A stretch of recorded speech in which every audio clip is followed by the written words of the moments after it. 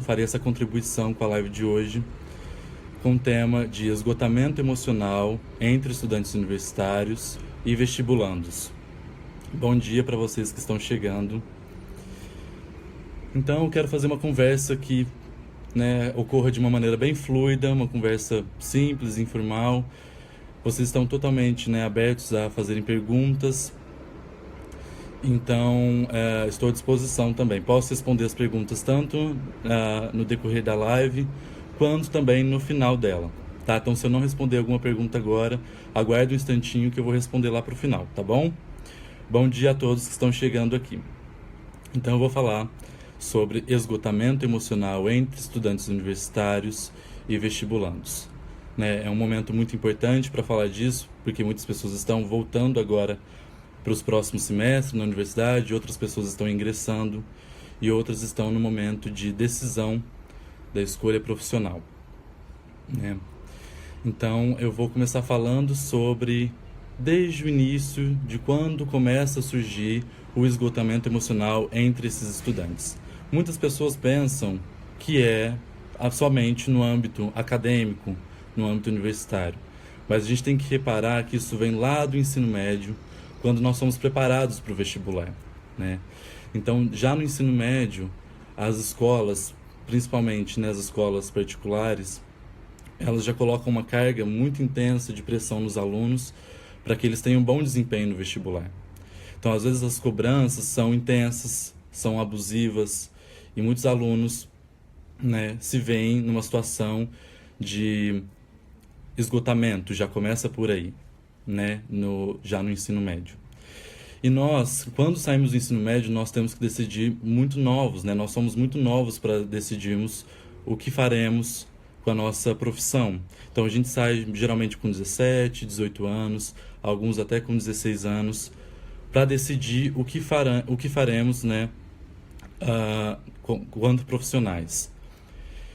Então, é compreensível que, já nessa fase de esgotamento, em que há uma pressão já na escola, em que o aluno tenha um bom resultado no vestibular, que ele tenha aprovação, é compreensível que ele não esteja ainda decidido sobre o que ele vai fazer. Ele tem 17, 16, 18 anos, então é muito compreensível que nessa fase ele ainda não saiba com o que ele vai trabalhar. Então, muitas escolas, às vezes até as famílias, a própria sociedade, às vezes, muitas vezes não entendem esse limite desses alunos, quando eles não escolhem, quando eles não conseguem ter essa escolha profissional. E aí vem a pressão, não só da escola, mas vem as expectativas dos pais, da família, sobre qual curso ele vai fazer, se ele vai ser bem sucedido ou não, E tem toda uma preocupação também de estabilidade financeira, Nosso país está em crise, o mercado de trabalho está cada vez mais competitivo, cada vez mais exigente, então é comum que haja essa insegurança para a inserção na universidade. E muitas escolas estão voltando ali para o ensino médio, que já começa a gerar o esgotamento emocional.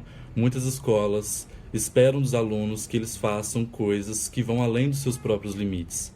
Exigência de estudo, exigências de aprovação nos vestibulares. Muitas escolas necessitam que isso aconteça para que elas consigam divulgar a quantidade de alunos que eles aprovam no vestibular, de alunos que eles preparam para o vestibular, mas isso sem levar em conta os bastidores, o que o aluno fez para ele chegar até ali, quais foram as coisas que ele abdicou para ele chegar até ali. Tem aqueles casos dos alunos que passam em medicina em várias universidades com 16 anos, 17 anos, e muita gente aplaude isso achando que foi por esforço dessas pessoas e que tinha que ser assim mesmo, mas não levar em consideração os aspectos psíquicos, os aspectos de saúde mental. Tem um caso de uma menina que passou em várias universidades e ela relatou que estudava 14 horas por dia. Levando em conta que nós temos, em média, para ter um sono saudável, teremos que ter 8 horas, mais ou menos, de sono, então sobrariam apenas 2 horas. O que ela faria nessas 2 horas? 14 horas estudando. E se dormisse 8 horas por dia, o que ela faria nessas 2 horas? Abrindo mão de coisas que dão prazer, abrindo mão da sua vida social, de curtir com a família, de viajar, de fazer as coisas que gosta. Então, muita gente acha que isso é louvável, de que isso merece reconhecimento. Tudo bem, ela tem o reconhecimento do estudo dela, mas até que ponto isso é saudável? A gente tem que olhar para esse lado. Até que ponto ela não passou dos próprios limites para adquirir isso? E como que vai ser isso futuramente na vida dela? Então a gente tem que pensar nisso, sobre nossa sanidade mental, para o nosso preparo, né? Então, tudo bem, a pessoa entra na universidade, muitas vezes não fazendo aquilo que ela quer, muitas vezes por pressão dos pais, da família, ou fazendo um curso que dê uma estabilidade financeira. Não sei se vocês viram Fantástico recentemente, eles mostraram uma pesquisa que uma universidade lá do Rio Grande do Sul fez, tem feito desde 2013 com jovens de 18 a 34 anos, né, que é a geração Z. Como que eles veem a relação da felicidade com o trabalho. Em 2013, cerca de 28% desses entrevistados, foram mais de 1.600 entrevistados,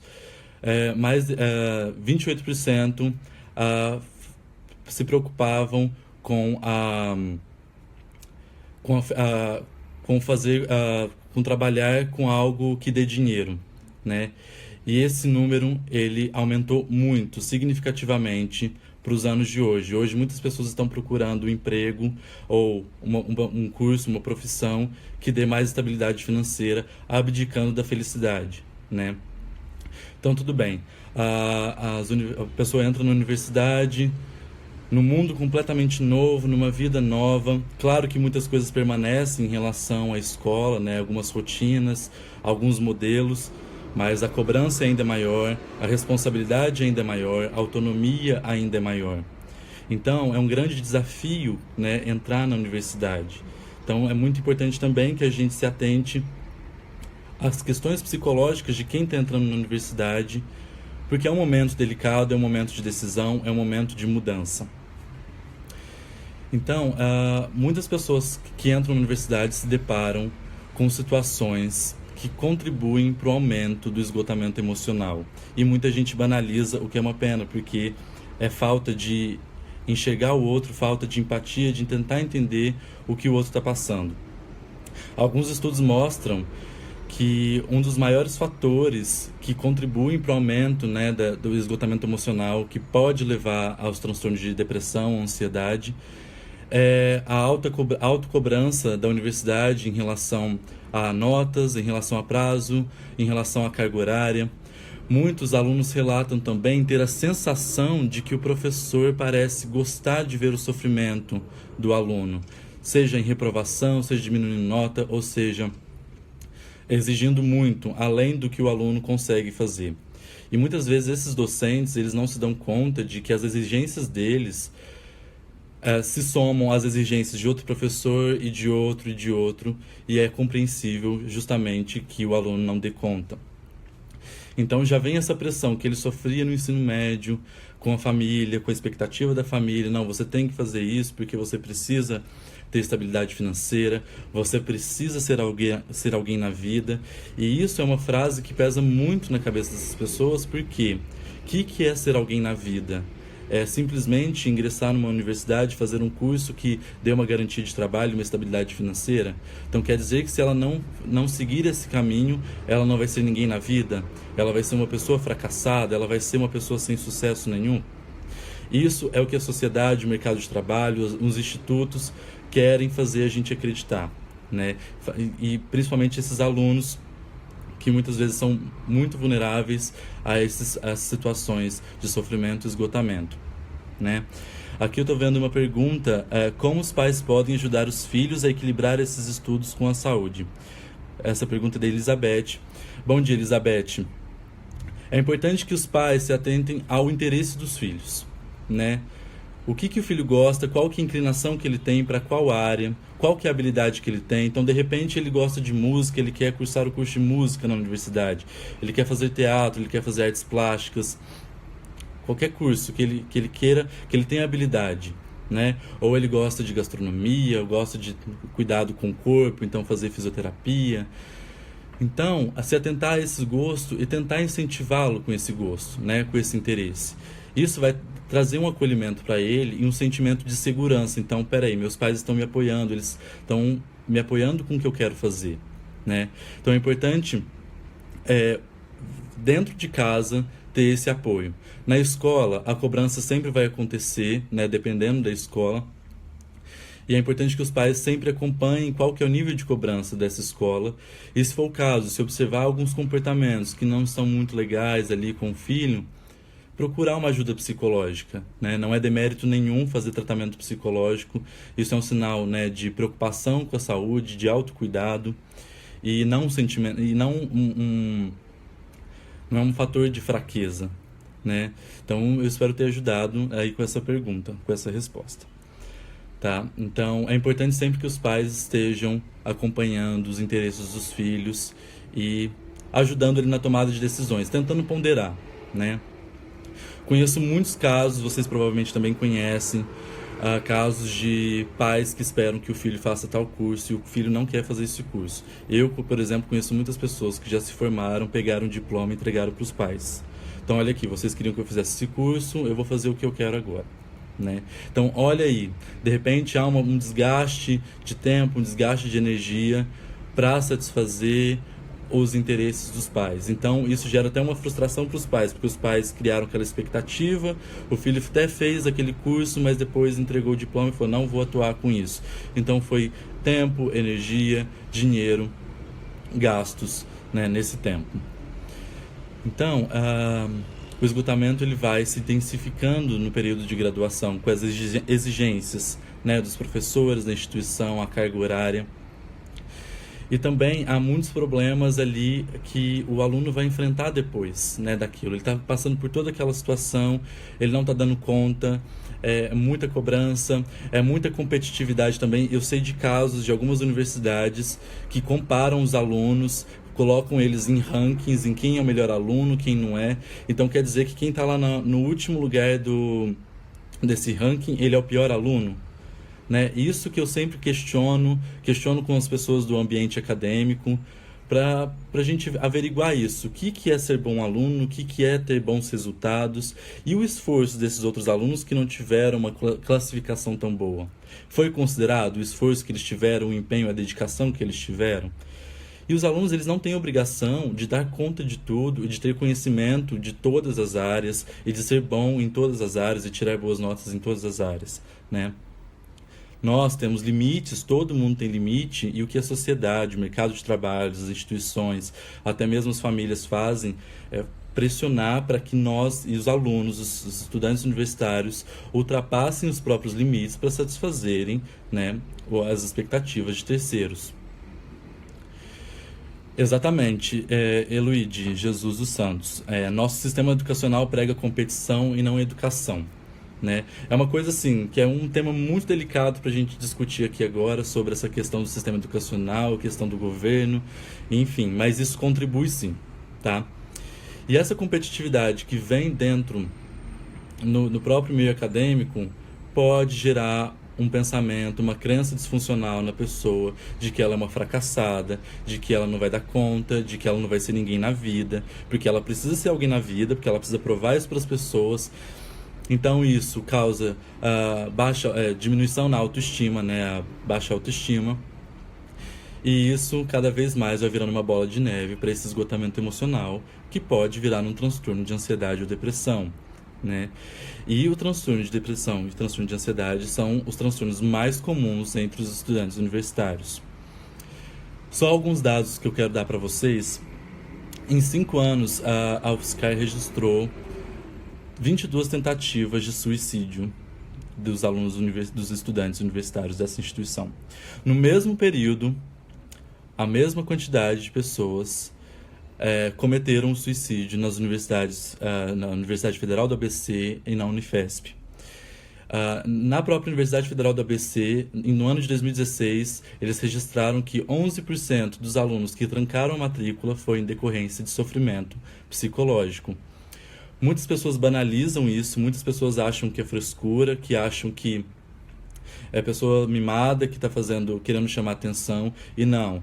Os dados estão aí para mostrar para vocês o número de tentativa de suicídio e do próprio ato, né, pelos estudantes universitários. Algumas instituições têm se atentado a isso e procurado criar grupos de apoio de um grupo de apoio preventivo, né, para esses alunos, né?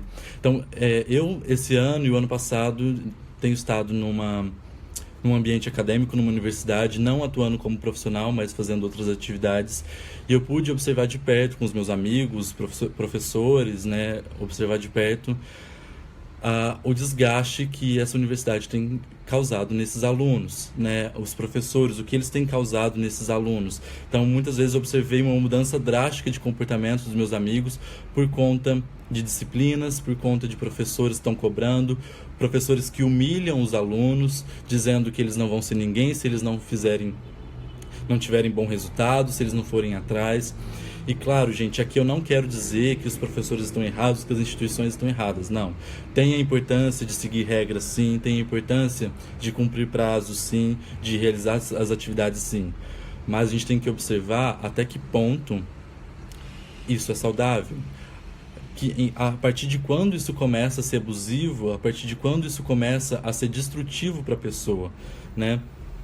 Então eu vou falar alguns sintomas que podem causar, né, que podem ser observados, né, nesses estudantes universitários que chamam a atenção, né? Então esse esgotamento emocional ele pode trazer, né, como eu disse, os transtornos de ansiedade e depressão, e podem ser observados através de alguns sintomas como isolamento social, dificuldade de relacionamento interpessoal, com a família, com outras pessoas, com amigos, relacionamento amoroso, perda ou ganho de peso em decorrência desse esgotamento, abuso de álcool e outras substâncias, baixa autoestima, perda dos prazeres do cotidiano, das atividades. Algumas pessoas vieram relatar para mim quando eu comecei a divulgar essa live, algumas pessoas vieram relatar: Gabriel, eu fazia tal coisa que eu gostava muito, fazia isso todos os dias ou, né, esporadicamente, agora parece que me dá preguiça, parece que eu não consigo, parece que eu não gosto, tem muita coisa da faculdade para fazer, tenho muita cobrança, não sei como é que vai ser minha profissão, como é que vai ser meu futuro profissional, é muita coisa, muita competitividade, muita exigência. Então, é importante a gente olhar para isso também, né? O quanto está sendo cobrado dessas pessoas, o quanto está sendo preocupado em relação à saúde mental dessas pessoas. Então, no meio acadêmico, né, durante o período, né, de graduação, as pessoas sofrem toda essa pressão toda, essa competitividade, muitas vezes humilhação, até entre os próprios estudantes. De repente, a pessoa foge de um padrão social e as pessoas caem em cima disso, e isso gera mais isolamento, mais esgotamento, fazendo com que a pessoa saia da universidade. Tem tido muito caso também de assédio moral, assédio sexual nas universidades, o que tem feito muita gente sair e abandonar o curso. Então pensem, né? A pessoa já sofreu tanto ali no ensino médio, tanta pressão ali, a expectativa dos pais, a questão do mercado de trabalho, país em crise, e ela passa por essas situações na universidade. Então é compreensível que ela se esgote por um momento. Isso não é frescura, isso não é algo que a gente deva banalizar e falar: é assim mesmo. Muitas pessoas, né, dos anos de outras gerações costumam dizer: mas a gente tinha que ser cobrado mesmo, a gente dava conta. Mas não, os sofrimentos, as coisas não vinham à tona como vem hoje, né? Quando as pessoas hoje têm mais voz, hoje as pessoas têm mais meios para se comunicar, para se expressar, né? E os dados estão aí, né? O índice de suicídio, tentativa de suicídio, depressão, vários alunos abandonando o curso para tratar de depressão e de ansiedade. Então isso não é legal, isso não é algo para ser banalizado, isso não é algo que é apenas para chamar atenção.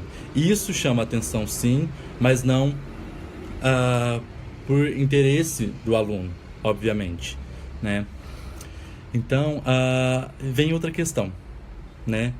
Então, os alunos passam por esse sofrimento todo, e aí eles passam por outra barreira, que é: eu tenho que provar que eu sou alguém, eu tenho que provar que eu sou forte, que eu dou conta. Se eu desistir do curso, se eu desistir, né, desse semestre, eu vou estar mostrando para os outros o tanto que eu sou um fracassado. Eu vou mostrar para os outros o tanto que eu não consigo ser igual a eles, o quanto eu não sou forte o suficiente.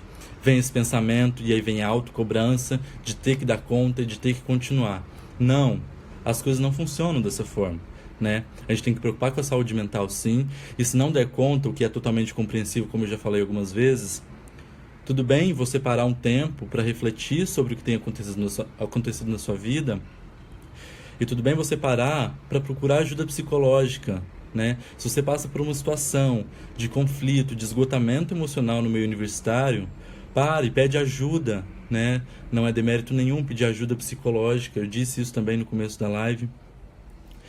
Então, é importante cuidar da saúde mental, sim. A graduação é um momento importantíssimo nas nossas vidas, né? A gente tem que passar por ela, né, com muito cuidado, com muita, né, delicadeza, com muita atenção, dedicação também, claro, mas observar também como que a gente está cuidando da nossa saúde mental enquanto estudantes, né?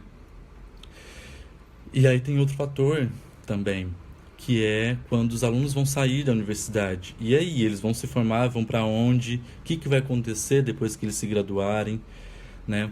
A competição dentro do mercado de trabalho, a competitividade, né, no caso, e a exigência fazem com que a pessoa, o aluno, tenha uma desesperança, ansiedade, medo, e isso contribui também para o esgotamento emocional, né?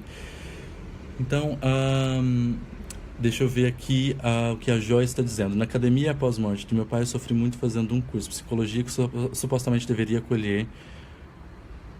Aqui eu não consigo ler o comentário inteiro, né? Mas, sim, tem alguns cursos, né, que demandam, principalmente cursos da área da saúde, que você tem que lidar com a dor do outro, o sofrimento do outro. O índice de casos de depressão, de a tentativa de suicídio no curso de medicina, psicologia, esses cursos que lidam com o ser humano, tem aumentado drasticamente, né? Porque as pessoas cuidam do outro, mas e aí? Elas estão cuidando delas mesmas? Muito importante isso que você levantou, viu, Joyce? Deixa eu ver aqui mais alguns comentários.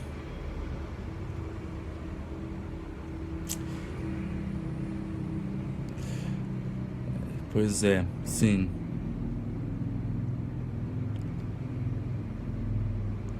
Eu vou ver com mais calma,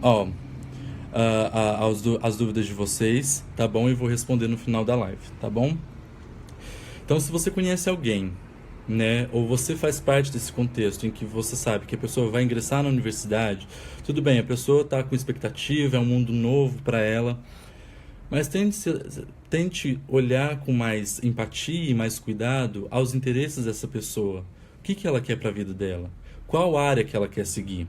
Há estudos que mostram que as pessoas que atuam profissionalmente numa área que não gostam têm um desempenho muito menor do que aquelas que atuam na área que gostam, na área que se formaram, enfim. Então, é um fator importantíssimo para a gente pensar também, tá? E não é problema algum sentir ansiedade, não é problema algum não dar conta das coisas, das atividades acadêmicas. É normal, né? Você, de repente, pensar em interromper o curso para cuidar da própria saúde. E claro, você pode fazer as duas coisas ao mesmo tempo. Pode continuar o curso e cuidar da saúde mental. Mas também não é uma necessidade, não é uma obrigação, né? Você pode parar também, e isso não é problema algum. Como eu disse, a gente entra muito novo na universidade, a gente tem que tomar decisões enquanto, né, nós somos muito novos, 17 anos, 18 anos, a gente não tem maturidade suficiente para fazer uma escolha profissional. Claro que muita gente decide, já sabe desde criança o que quer fazer e lida muito bem com isso. Na universidade passa tranquilamente durante o período de graduação, mas aqui o olhar é para a gente tentar enxergar e refletir sobre como que anda o olhar para esses estudantes, como que anda a preocupação com a saúde mental desses estudantes, né? E se você estiver passando por um momento de sofrimento na universidade, procure ajuda, converse com alguém, se for o caso, converse na coordenação do curso, na reitoria.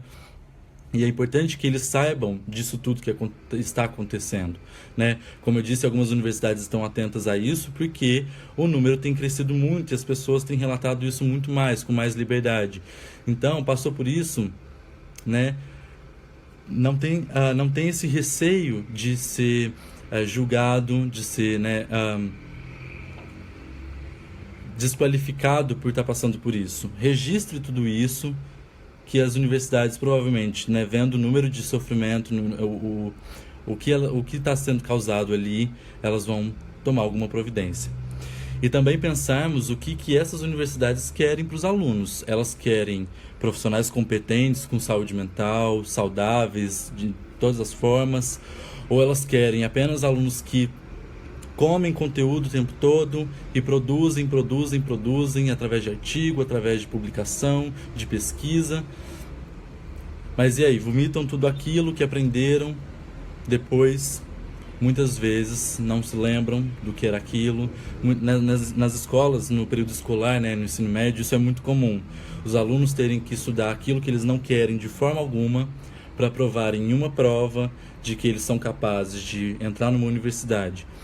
Muitas coisas vão ser úteis, obviamente, muitas coisas ali vão ser úteis, mas os alunos geralmente acabam esquecendo porque não foi algo natural, foi algo arbitrário, né? O que a gente chama de reforço natural, reforço arbitrário, quando o aluno aprende porque ele quer o conhecimento ou quando ele aprende para ter algum resultado, né? Isso é bem diferente e a gente sabe quando uma coisa vai trazer mais benefícios do que a outra, né? Então a Lindsay aqui está dizendo que as pessoas na faculdade só te procuram, né, quando precisam que eu faça trabalhos para elas, mas depois que eu as ajudo, elas me ignoram, me deixam falando sozinho, eu sou rejeitada sozinho, eu sou rejeitada na sala. E isso também contribui muito, né? Não é só a questão hierárquica ali na universidade que contribui para o esgotamento emocional, mas também os próprios alunos em si, né? A competitividade, aquela coisa de ser um melhor que o outro, um precisar do outro, e aí quando, né, ajudou, já não me interessa mais, né? Isso é muito comum também. Então, acho que eu vou finalizando aqui para já começar a ler as perguntas, os comentários.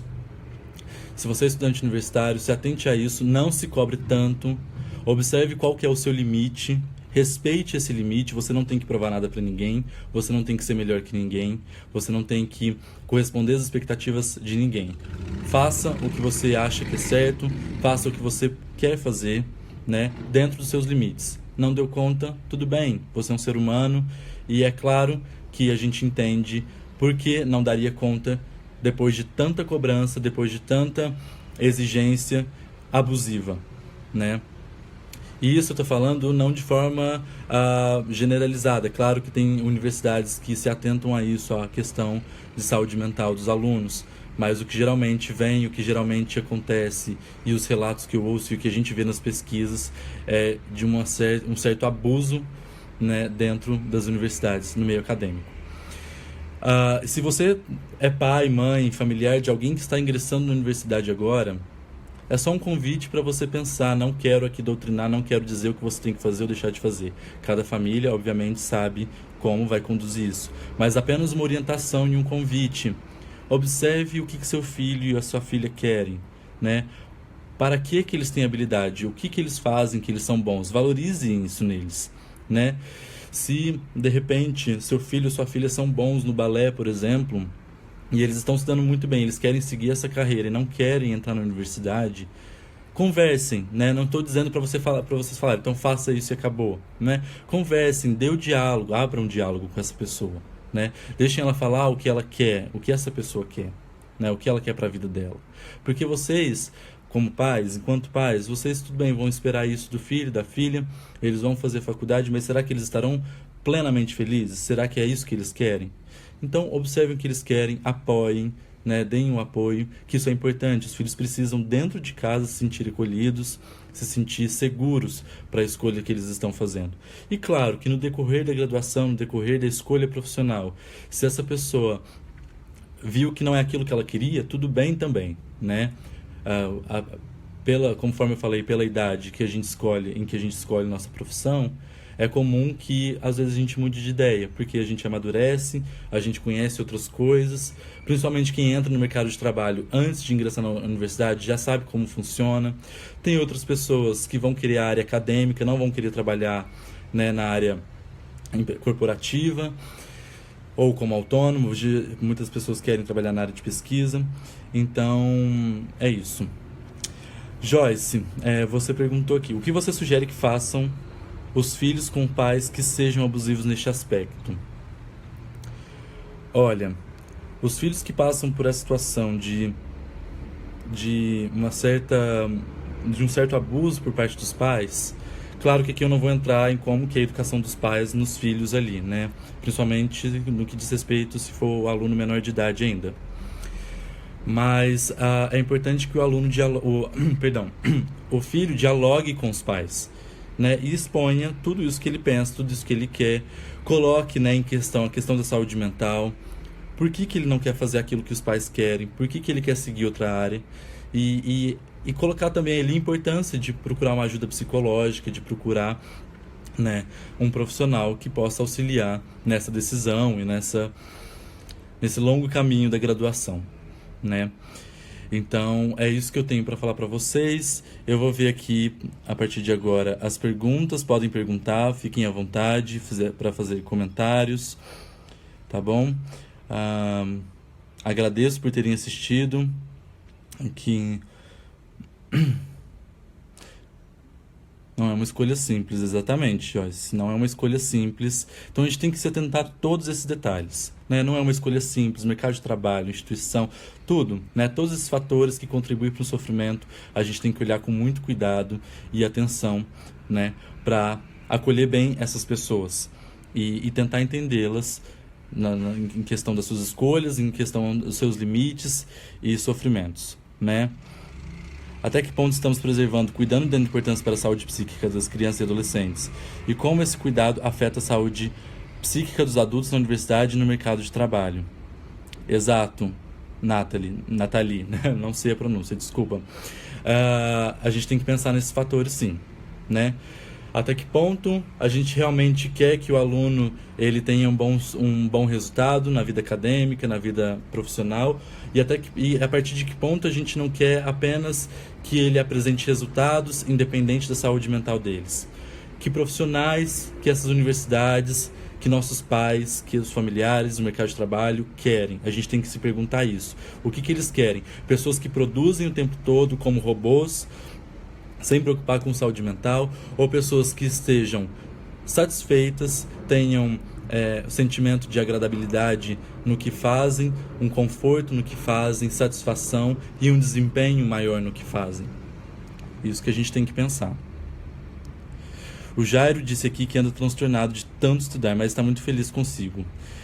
Pensa que seja uma felicidade forjada, uma defesa do meu total esgotamento. Digo porque quando tenho um momento livre, raros, não tenho vontade de fazer nada. Até notificações do celular me angustiam. Pois é.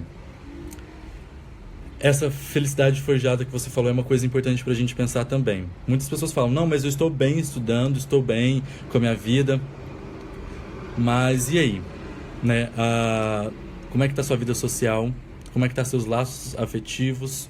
Sua relação com a família, sua relação com as coisas que te dão prazer, né? Muita gente sente prazer em estudar, mas observa, claro, tem muita gente que gosta de estudar, muita gente não gosta, mas estuda, mas dentro do limite, dentro do próprio limite, ok.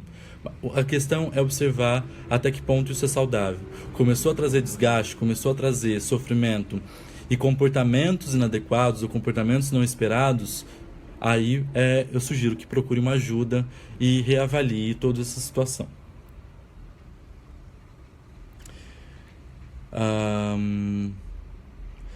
Chase disse, bom dia, sem dúvida é um assunto pertinente, sobretudo com a expectativa que os pais e família criam em relação aos filhos. É lógico que a postura muitas vezes é inadequada por parte do corpo acadêmico. Sim, vem de todos os lados, né? O aluno ele está ali no centro, então vem a família com a expectativa dela e a cobrança de que ele precisa ser alguém na vida e que ele precisa trazer resultados e satisfação para os pais, porque ele vai ter um bom emprego e estabilidade financeira. Vem o mercado de trabalho ali por trás para mostrar para ele que está super competitivo, que é super exigente e que só os bons que vão conseguir entrar no mercado de trabalho. Vem a instituição com a carga horária pesada, com professores muitas vezes abusivos, com exigências absurdas e abusivas também. Vem a própria sociedade para que ele prove que ele é bom em alguma coisa. Então, claro, vem de todos os lados. E a pessoa vai se sentir sufocada emocionalmente, esgotada, e é por isso que a gente tem que se atentar. A Vitória perguntou como administrar a rotina com estudo sem se sentir pressionado. Claro que o estudo é muito importante, né? A gente precisa estudar, a gente precisa adquirir conhecimento, a gente precisa dominar certos assuntos, ter habilidade em determinadas coisas, principalmente nas áreas que a gente quer, né? Como que a gente administra a rotina com os estudos? Simplesmente estabelecer horários para tudo. Horário para estudo, horário para trabalho, se você trabalhar, horário para ter os momentos de lazer, os momentos de prazer, de satisfação, horário para se envolver com os amigos, com o namorado, namorada, com quem quer que seja. Então, tudo em excesso não faz bem. Então, igual o caso da menina, 14 horas por dia que ela estudava, que vida social que ela tinha, né? Que prazer que ela tinha, além do estudo, se ela tivesse o prazer de estudar, né? O que eu me questiono. Mas o que ela tinha ali na vida dela de prazer? Então, há como conciliar sim os estudos, administrar a rotina e questão de elencar prioridades. O que é prioridade? Né? Saúde mental, resultados, tudo isso. É possível sim administrar sono, uma boa alimentação, estudos, trabalho e prazer, desde que seja feito de uma forma muito ponderada e de uma maneira bem equilibrada, tá bom? Ninguém é igual a ninguém, cada um tem seus talentos. Com certeza, Joyce, cada um tem seus talentos, cada um tem as suas habilidades. É aquela coisa, não sei se vocês já viram aquela charge em que vários animais iam ser avaliados para ver quem ia ser contemplado com alguma coisa. E aí o juiz pediu para que os animais subissem na árvore. Quem conseguisse subir na árvore ia ser alguém na vida, ia ser contemplado com alguma coisa. E aí eles colocaram um peixe, uma onça, um macaco, uma cobra, um cachorro, um sapo. Então, o nosso sistema, né, que está sendo cobrado da gente é um modelo padrão, sendo que a gente não se enquadra nesse padrão. Né? Eu sou bom para alguma coisa, vocês são bons para as outras coisas, as outras pessoas são boas para as outras coisas. Então a gente tem que observar no que a gente se encaixa, no que a gente é bom e no que a gente pode contribuir com o que a gente é bom. Eu posso ser muito bom em arte e fazer qualquer coisa com a arte e contribuir com isso, né? Utilizando a arte. Mas não, a sociedade, a academia, as pessoas querem que eu vá para um curso que dê mais estabilidade financeira e aí eu tenho que me adequar àquilo, mas aquilo não me pertence, né? O que me pertence é aquilo que eu gosto, é aquilo que eu sei fazer e aquilo que me dá prazer, tá bom? Deixa eu ver aqui. Já conheço jovens que efetivamente se suicidaram, tema muito sério, realmente é um tema muito sério, precisa ser levado a sério sim. Obrigado, Eduardo. Também fico muito feliz pela sua contribuição, sempre nas lives que você faz. Muito obrigado. Certo. Estou lendo aqui, pessoal.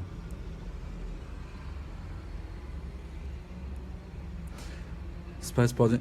A Nathalie disse que os pais podem também reforçar e conversar sobre habilidades, competências e qualidades que não são avaliadas academicamente.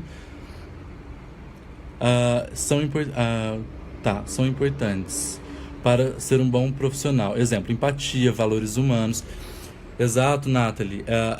As escolas geralmente não ensinam isso. Isso, né, geralmente vem da família, questão de valores, questão de princípios. E é importante que os pais se atentem a isso, sim. Questão de empatia, valores humanos. Até mesmo questões do dia a dia a escola poderia ensinar, né? Questões de sobrevivência, questões de né, de como fazer coisas que a gente faz no dia a dia, fazer uma comida, reparar algum estrago de alguma coisa, fazer um curativo de algum ferimento. E isso tudo poderia contribuir muito para o nosso ensino, e não somente conteúdos que a gente deveria engolir, vomitar, para depois não utilizar muitas vezes, em muitos casos. Muito legal a contribuição do seu comentário. A empresa muitas vezes não leva em conta quando os funcionários estão com algum problema. Esse é um outro fator também, esgotamento emocional entre os profissionais, né? Aí já vem tudo aquilo que veio do ensino médio, veio da faculdade, a pressão toda, e aí vem a pressão do ambiente profissional. Esse é um tema que a gente até pode falar futuramente, né? Que é muito pertinente. Que os pais tenham um olhar sensível para incentivar as habilidades dos filhos e possam fazer um trabalho pessoal e não projetar nos filhos o que na verdade queriam para si, o que é comum. Sim, Joyce, isso é muito comum, por isso que eu falei aqui bastante sobre a importância dos pais conversarem com os filhos e os filhos se expressarem e se colocarem, né, de uma maneira assertiva, obviamente, o que eles querem para a vida deles, né? Vamos sair da caixinha. Amando o tema, parabéns. Obrigado, Ana Paula, obrigado mesmo. Não nos ensinam a lidar com as emoções. Sim, porque a gente tem que provar o tempo todo que a gente é bom e que a gente é capaz e que a gente tem que mostrar resultados. E a gente não é assim. Nós somos seres humanos, nós temos sofrimento, né? E temos que olhar com isso, para isso com atenção. Lu Araújo disse que infelizmente nem sempre podemos fazer o que dá prazer ou aquelas coisas que amamos. Numa realidade difícil como vivemos hoje, já temos que agradecer em poder fazer algo. Eis a explicação para tantos profissionais medíocres que existem no mercado. Sim, Lu Araújo, realmente, né?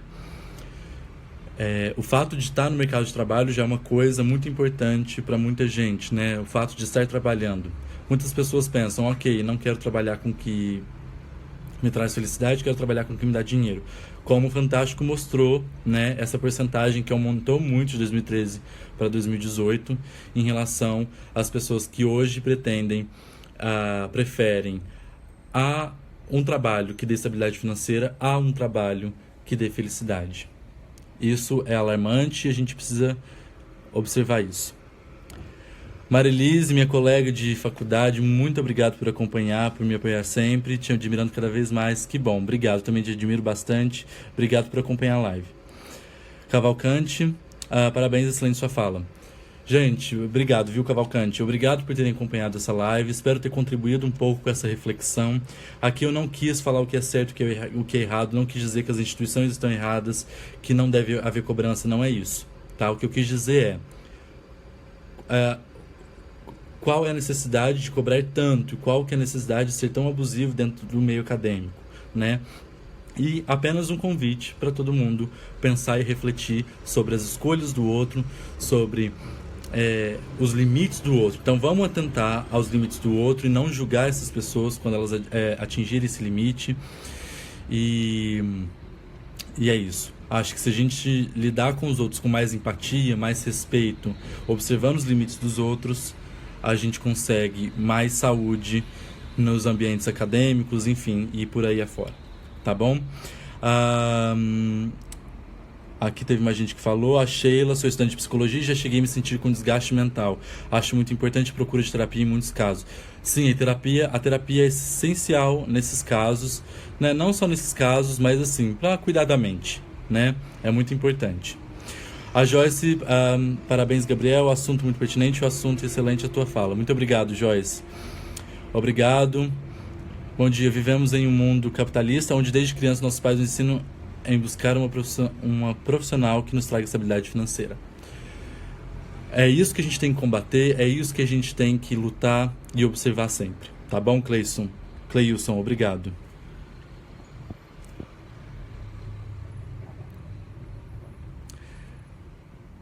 Que bom, Joyce. Fico contente que eu tenha passado, né, esse tema que é muito sério, muito pertinente. E que vocês que estão assistindo essa live, vocês são multiplicadores. O que é isso? Vocês viram o que eu falei, ouviram o que eu falei, vão adicionar com o que vocês já pensam e acreditam e vão multiplicar isso para as outras pessoas, né, e fazer com que isso se propague e que as pessoas pensem E que tudo bem não dar conta, tá, gente? Tudo bem não conseguir provar para os outros que é capaz de fazer tudo. A gente não é máquina, a gente não é capaz de fazer tudo e nem o tempo todo, tá bom? Obrigado, gente. Encontro vocês então na próxima live. Quero deixar aqui um convite para vocês curtirem minha página profissional, que já está na descrição da live, que é psicólogo Gabriel Melani N. Costa. Tem um Instagram profissional também, que é @gabrielmelani.psicólogo. Melani é com I mesmo, tá bom? Gabriel Melani.psicólogo. E eu tenho um canal no YouTube, conto com a inscrição de vocês, com a ajuda de vocês para acompanhar lá. Chama Psicotidiano, tá bom? Psicotidiano, tudo junto, tá?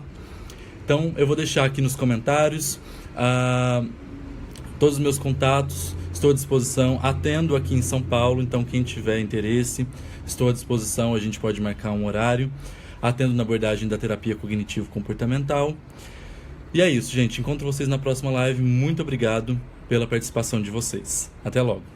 Tchau, tchau.